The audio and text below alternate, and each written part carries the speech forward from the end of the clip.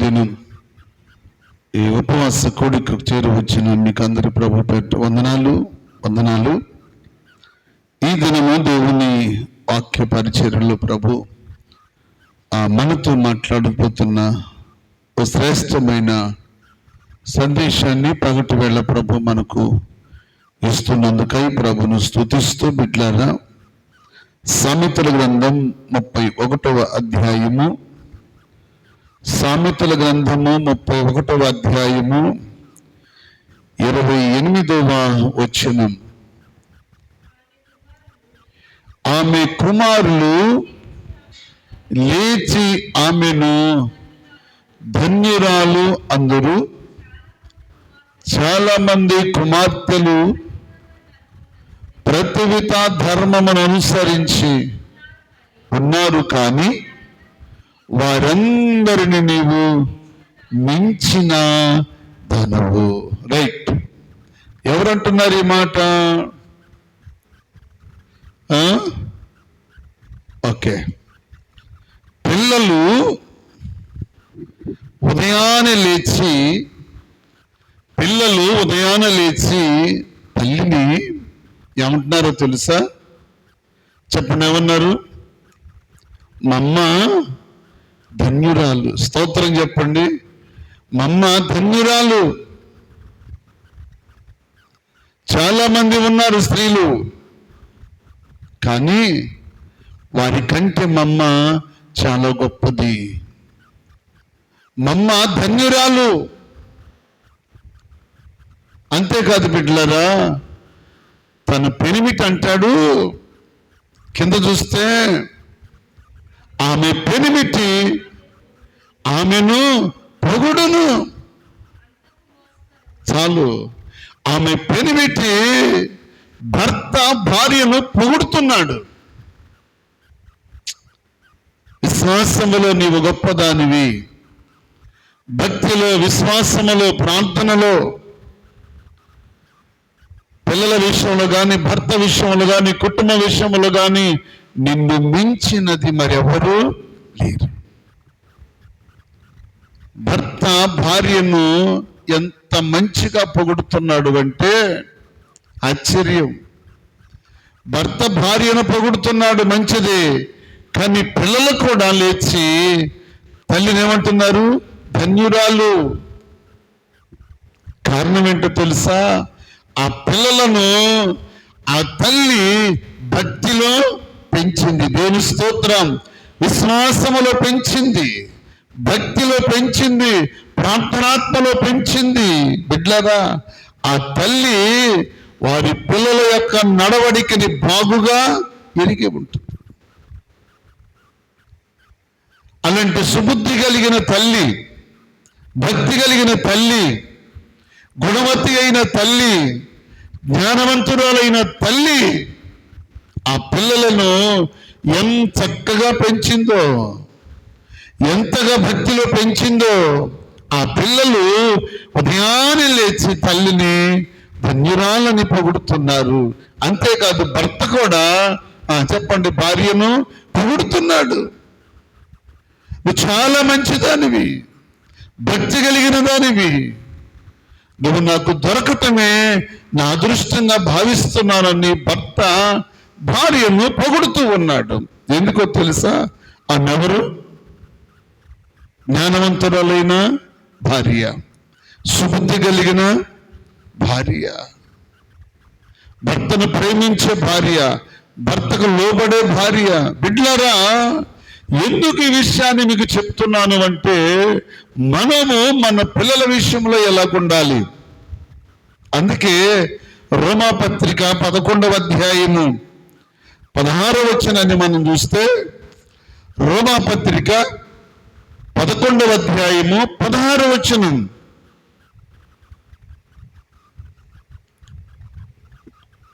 రోమా 11:16. ముద్దలో మొదటి పిడికెడు పరిశుద్ధమైతే ముద్దంతయు పరిశుద్ధమగును, వేరు పరిశుద్ధమైతే కొమ్మలన్నీ పరిశుద్ధమే. రైట్. ఇది చూడండి, ఇప్పుడు చపాతీకో పూరీకో దేనికో దానికి పిండి పిసికామనుకోండి, ఆ పిండి మొదటిది రుచిగా ఉందనుకోండి, ఆ పదంతా కూడా రుచిగానే ఉంటుంది.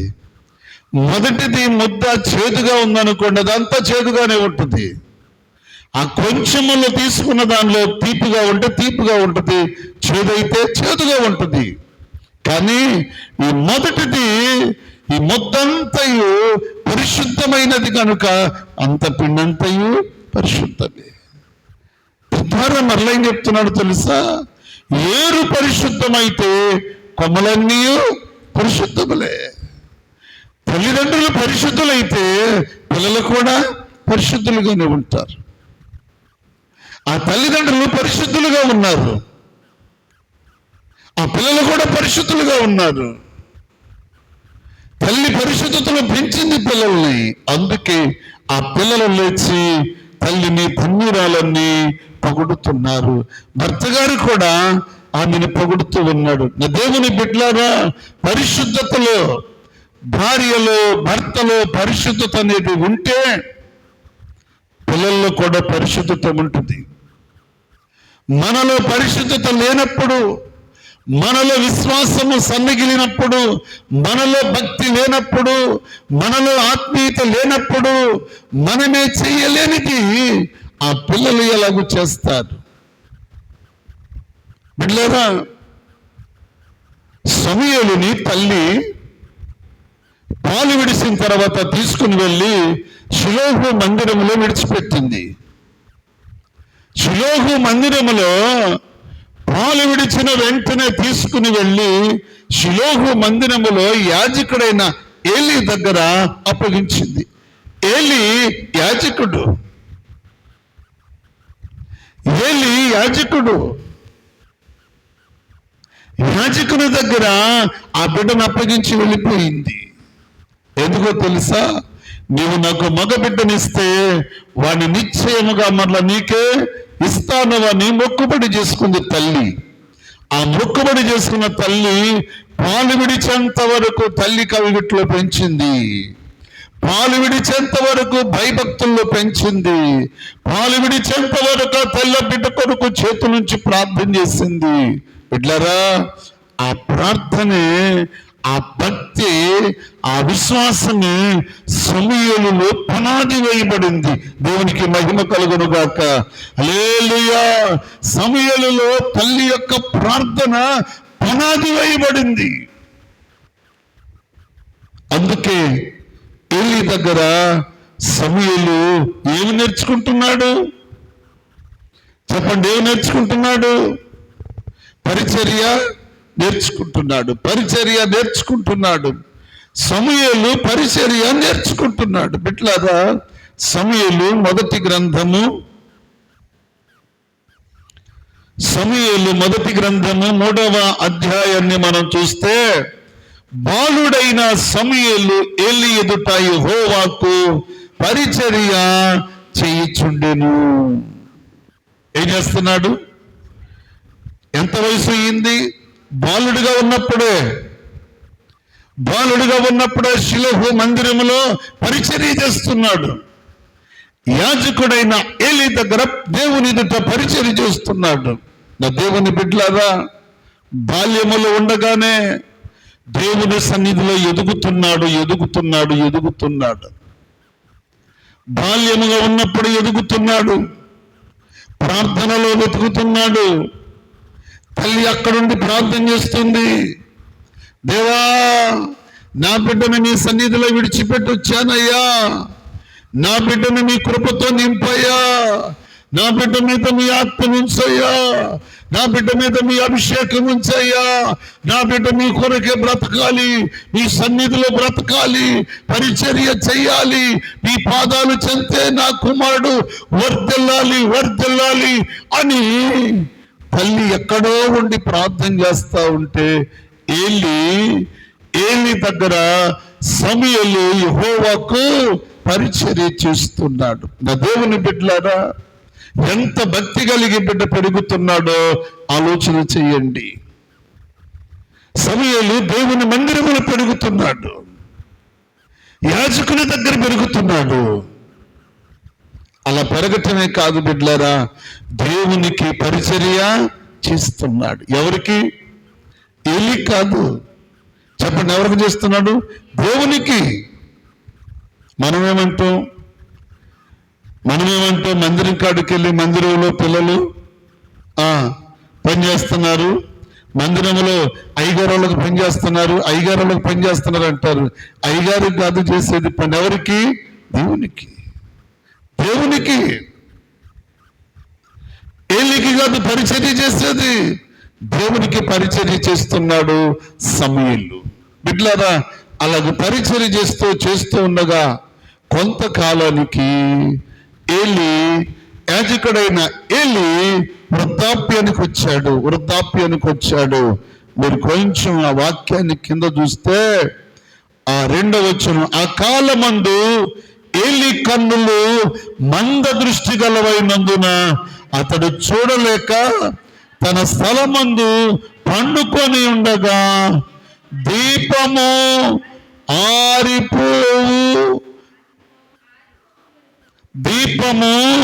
ఆరిపోక మునుపు సమూయేలు దేవుని మందసమున్న పండుకొని ఉండగా, వినండి, దీపము ఆరిపోతుంది. సమూయేలు వృద్ధాప్యానికి వచ్చాడు. సమూయేలు దీపం వెలిగించే శక్తి కూడా లేదు. లేచి దీపస్తంభములో నూనె పోసే పరిస్థితి కూడా లేదు.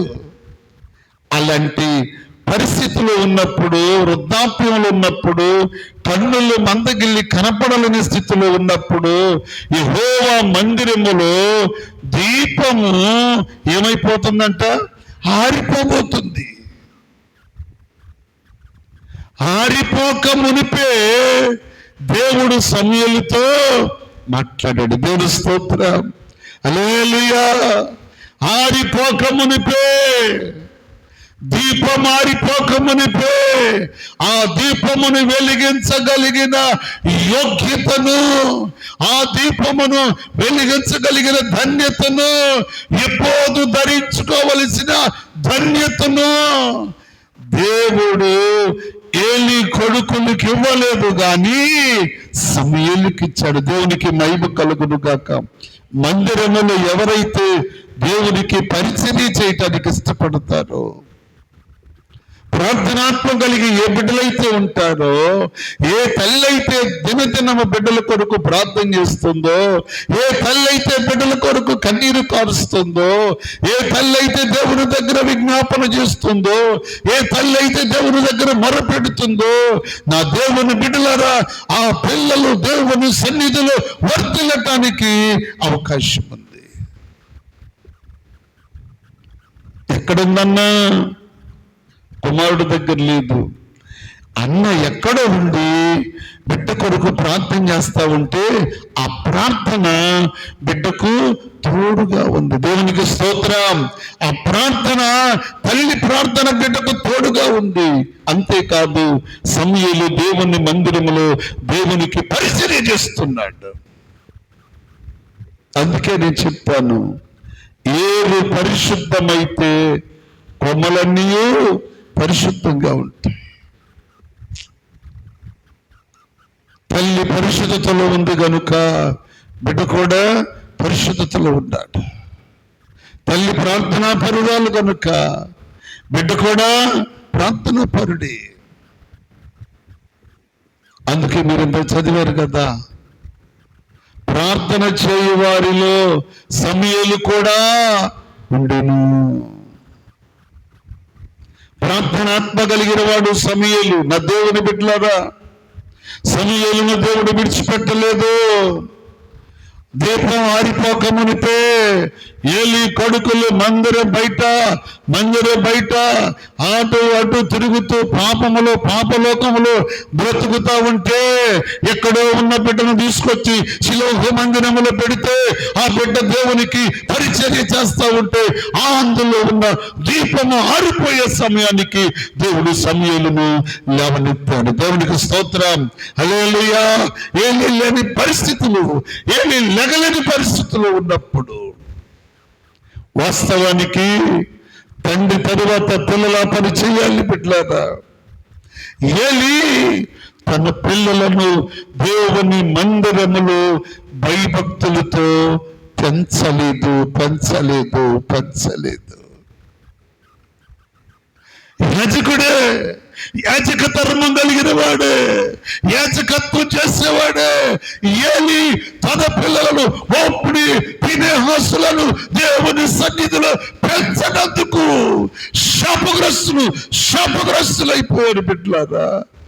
ఏలి పిల్లల పాపమే ఏలి మీదకొచ్చింది. అందుకే ఒక్క దినమే ఏలి తన ఇద్దరు పిల్లలు చనిపోవలసి వచ్చింది. దేవుని మందిరములో దీపస్తంభములో దీపం ఆరిపోవటం దేవునికి ఇష్టం లేదు బిడ్డలారా. మందసములో ఉన్న దీపం ఆరిపోవడానికి వీల్లేదు. ఆ దీపం ఎప్పుడైనా ఆరిపోద్ది. ఆ దీపం ఆరిపోయే సమయానికి ఆ దీపస్తంభములో నూనె పోసేవాడు ఉండడు. ఏలి మనసు ఎరిగిన దేవుడు, ఏలి పిల్లల మనసు ఎరిగిన దేవుడు ఆ దీపస్తంభంలో ఉన్న దీపం ఏదో ఒక దినాన ఆరిపోద్ది. నా మందిరములో ఉన్న దీపం ఆరిపోకూడదని దేవుడు సమూయేలుని ఏర్పాటు చేశాడు. దేవునికి స్తోత్రం. దేవుని బిడ్డలారా, మనము చేయలేని పరిస్థితి ఏంటో, మనమేమి చెయ్యలేమో మన మనసు ఎరిగిన దేవుడు ఆయన పని ఆగకుండా ఆయన మరొకరిని సిద్ధపరుస్తాడు. ఓ తల్లిగా, ఓ తండ్రిగా, నువ్వు పరిశుద్ధురాలుగా ఉంటే, నువ్వు పరిశుద్ధుడుగా ఉంటే నీ తదుపరి నీ పిల్లలు కూడా పరిశుద్ధతలో ఉంటారు. నా ప్రభు బిడ్డలారా, జ్ఞాపకం చేస్తున్నాను వినండి. అందుకే ఏరు పరిశుద్ధమైతే చెప్పండి, కొమ్మలన్నీ పరిశుద్ధంగానే ఉంటాయి. ఏరు చేదైనదైతే కొమ్మలన్నీ కూడా చేదైపోతాయి. ఏరు చెడిపోతే కొమ్మలు చెడిపోతాయి, ఏరు చెడిపోతే కాయలు చెడిపోతాయి. సమస్తము కూడా ఎక్కడ చేదు పుట్టిందో అది మొత్తం కూడా చేదుగా మార్చబడుతుంది. అందుకే ఏలి పిల్లల్ని దేవుని సన్నిధిలో పెంచినందుకు ఏలి దాని పర్యాసను అనుభవించాడు. ఓ తల్లిగా నీ భక్తి కలిగి ఉండి, ఓ తల్లిగా మారు మనసు పొంది, ఓ తండ్రిగా నీవు రక్షించబడి, నీవు రక్తంలో కడగబడి రక్షించబడి విశ్వాసం అనే జీవితాన్ని జీవిస్తూ నీ పిల్లలు విచ్చలవిడిగా బ్రతుకుతుంటే నిన్ను చూసి దేవుడు ఆనందించడు, నీ పిల్లలను చూసి దేవుడు ఆనందించడు. జాగ్రత్త. ఏలిని చూసి దేవుడు ఆనందించలేదు. ఎందుకో తెలుసా? ఏలి పిల్లలు మందిరం బయట పాపములో బ్రతుకుతున్నారు. దేవుని బిడ్డలారా, ఓ తల్లిగా నీ జీవితం పరిశుద్ధమైనదైతే, ఓ తండ్రిగా నీ జీవితం పరిశుద్ధమైనదైతే నీ పిల్లలు కూడా పరిశుద్ధులుగా ఉంటారు. అందుకే మారు మనసు పొంది, పాపక్షమాపణ పొంది, పరిశుద్ధత పొంది, రక్షించబడి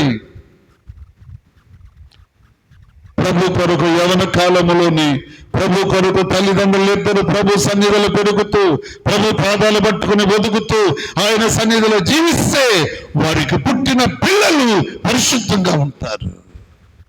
వారు కన్న పిల్లలు యథార్థవంతులుగా ఉంటారు. దేవుని బిడ్డలారా, ఏరు చేదైతే కొమ్మలన్నీ చేదైపోతాయి, ఏరు పరిశుద్ధమైతే కొమ్మలన్నీ పరిశుద్ధంగా ఉంటాయి. చేదైన దాన్ని ఏం చేయాలి? చేదైన దాన్ని ఏం చేయాలి? శిష్యులందరూ వంట చేసుకుని ఆ కొండ ముందు పెట్టుకుని ఏడుస్తున్నారు. ఎవరో? ఎలీషా శిష్యులు. దైవజనుడైన ప్రవక్త అయిన ఎలీషా గారు అక్కడికి వస్తే, దైవజనుడా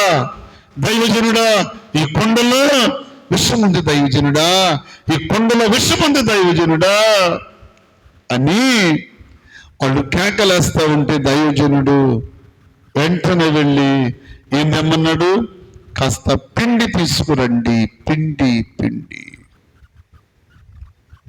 ఆ పిండి తీసుకుని వస్తే ఆ కుండలో వేసి దాన్ని తిప్పి ఇప్పుడు వడ్డించుకుని తినుడి అంటే అప్పుడు వాళ్ళు తింటుంటే అది మధురంగా ఉంది. దేవుని స్తోత్రం.